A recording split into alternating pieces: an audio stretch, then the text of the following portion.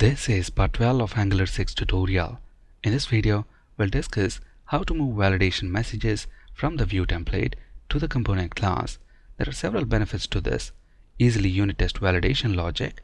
Instead of hard coding validation messages in the application, we can load them from an external source like a database or a file.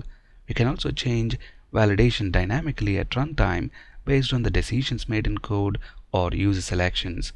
In this video, let's move the validation messages to the component class, and in our next video, we'll discuss moving the logic to show and hide these messages. Now, the first thing that we want to do is include all our validation messages in the component class in a structure that looks like this. At the moment, on our create employee form, we've got 5 input elements, and for each input element, we've got the associated validation messages in the structure. Notice this validation messages object contains key value pairs. Key is the name of the form control and value is another object. The value contains the validation rules and their associated messages. For example, if the full name form control fails required validation, this is the message that we want to display. Similarly, if it fails min length, this is the message, and if it's max length, this is the message. At the moment, full name has multiple rules and validation messages specified, whereas the rest of the form controls has just the required validation rule. So let's include this validation messages object within our create employee component class. In the interest of time, I've already copied this code to the clipboard. So let's include this object after this full name length property. Actually, we're not using this property anymore, so let's delete that and then include our validation messages object right here. Now we need another object to store the validation messages of the form controls that have actually failed the validation. For example, if email form control fails validation, we're going to store this validation message in the email property of this form errors object, and then the UI will bind to this object to display the validation errors to the user. So in short, this object contains all the validation messages of all our form controls, whereas this object contains validation messages of only those form controls which have actually failed the validation, and the UI will bind to this object to display the validation messages of the failing form controls. So let's also include this form errors object within our component class. At the moment, only full name form control has the validator functions. On the rest of the form controls, that is email, skill name, experience in years, and proficiency, let's include this required validator function.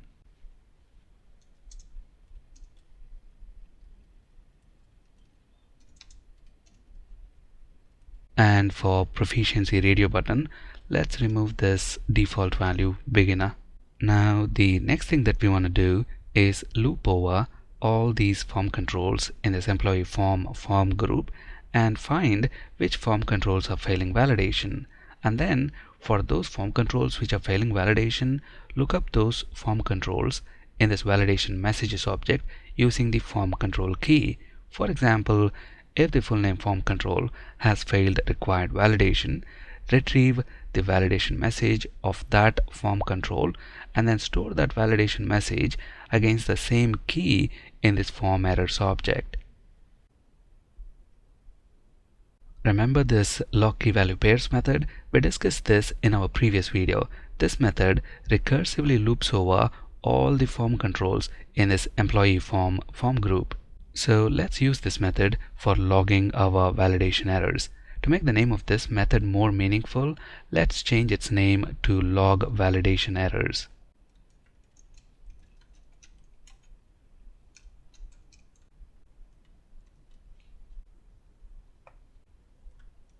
We discussed this method in detail in our previous video. It recursively loops over all form controls, including the form controls in this nested skills form group. Now notice this if-else block within this log validation errors method.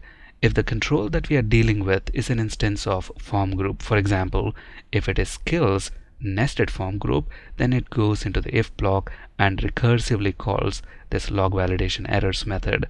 But then if the control comes into the else block, then we know we are dealing with one of the form controls, that is full name, email, skill name, experience in years, or proficiency. So within this else block, we want to check whether if the form control is valid or not. So first let's check if abstract control is truthy, that is not null, and if it is not valid,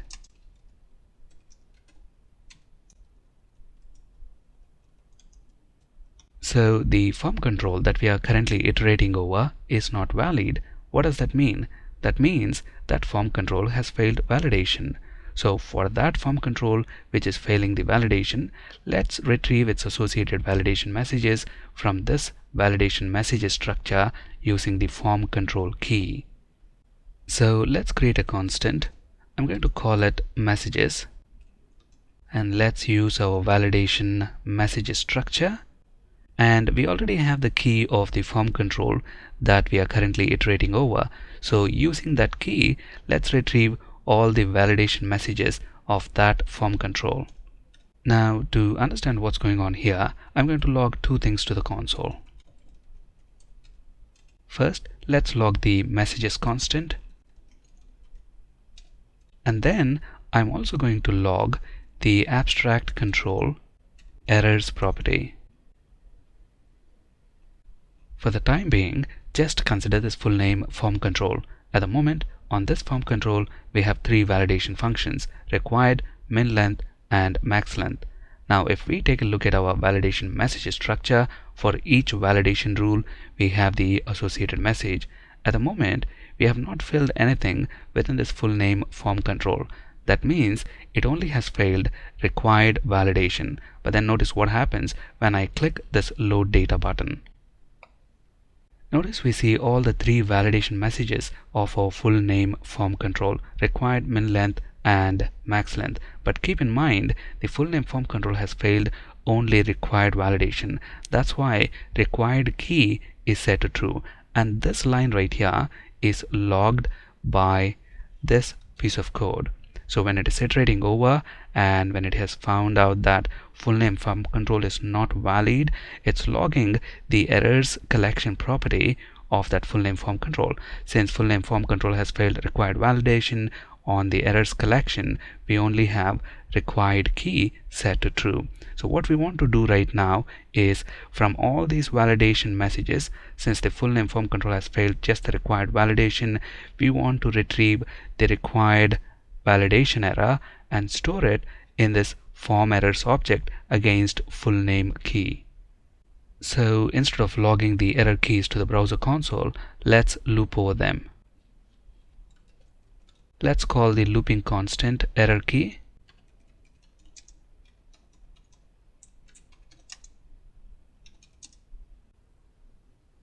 Now, if the error key is truthy, that is, it is not null, we want to store the validation message in this form errors object. For example, if the full name form control has failed validation, we're going to use its name as the key within the form errors object. And keep in mind that key is present already in this variable here, key. So this dot form errors of key plus equals messages of error key.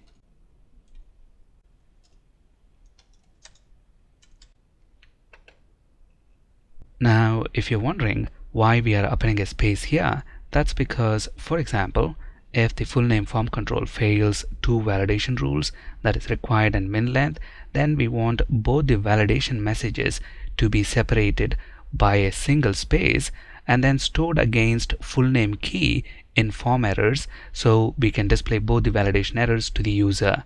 Now let's log what we have in this form errors object. Keep in mind this log validation errors method is already being called in onLoadDataClick event handler. So after this method is called, let's log what we have in our form errors object.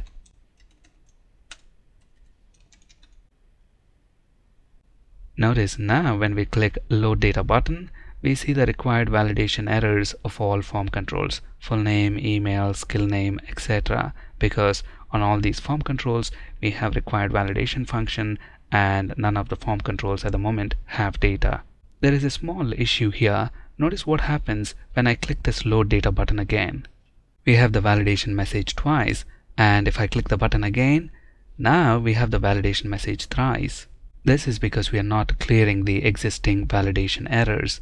So when it comes into the else block, the first thing that we want to do is clear any of the existing validation errors.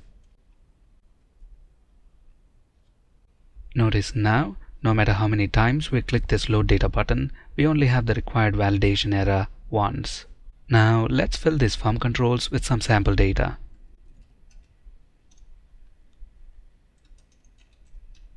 Notice at the moment we only have the required validation error for the email form control.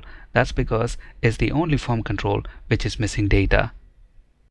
At the moment we have all our validation messages in the component class. We still need to do some work to show and hide these messages and integrate them with our view template. We'll discuss how to do that in our next video. Here is our log validation errors method that we just implemented. That's it in this video. Thank you for watching and have a great day.